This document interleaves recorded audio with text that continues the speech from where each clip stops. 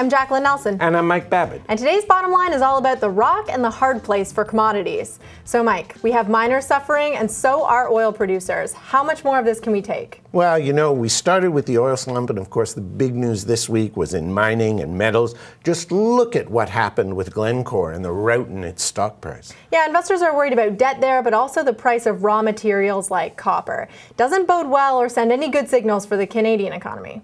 No, I heard one analyst say that it's going to be quite some time before confidence is restored. And you just look at the latest commodities report from Scotiabank's Patricia Moore.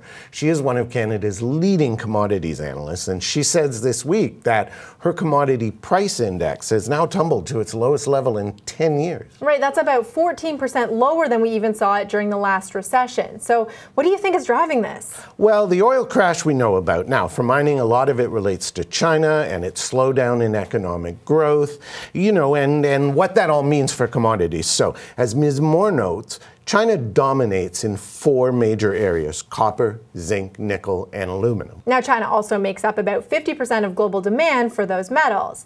But it's not just Glencore that's suffering here. A lot of other mining companies that play in that space have also been hurting in the last several weeks. Sure, and it didn't help when China kicked off this week with a report showing industrial profits slumped almost 9% last month. So you got copper well down, oil prices sure aren't shooting up anytime soon. So yeah, there's trouble in the commodities markets. Now, in this commodity supercycle bust, it's natural that Canadians would be thinking about the state of their economy, but I mean, it's not just us. If it makes you feel any better, Norway, Australia, these are developed economies that are also struggling. And that's to say nothing of emerging markets. And for where it will all end, well, the better question is whether we've even seen the bottom yet.